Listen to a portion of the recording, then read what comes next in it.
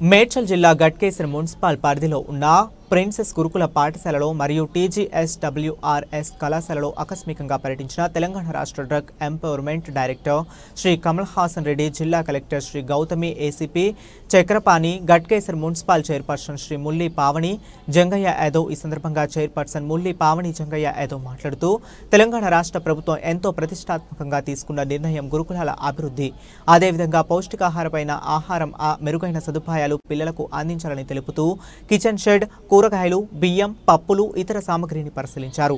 ఎట్టి పరిస్థితుల్లో మెనూ ప్రకారం వంటలు చేయాలన్నారు. నాణ్యమైన విషయంలో రాజీ పడేది లేదని సూచించారు.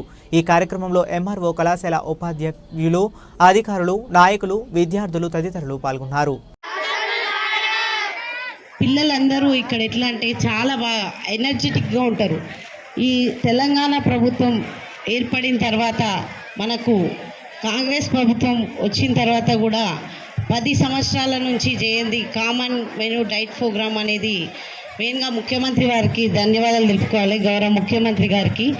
ఎందుకంటే రేవంత్ రెడ్డి అన్న గారికి ప్రతి తెలంగాణ రెసిడెన్షియల్ స్కూళ్ళల్లో ప్రతి దగ్గర ఒకటేలాగా ఉండాలి అని మెనూ ప్రోగ్రామ్ నిర్వహించడం జరుగుతుంది. ఫుడ్ అనేది వాళ్ళకి ఇంపార్టెంట్, వాళ్ళు ఎదగడానికి కానీ చదువుకోవడానికి కానీ అన్ని విధాల ఫస్ట్ ఫుడ్ బాగుండాలి, దానివల్లనే అన్ని విధాలా బాగుంటారని చెప్పి 40% పెంచి వాళ్ళకు ఎంతో ముందుకు తీసుకోవడానికి కృషి చేస్తున్న గౌరవ ముఖ్యమంత్రి గారికి ధన్యవాదాలు. మన పేరెంట్స్ని కూడా చెప్పుకోవాలి.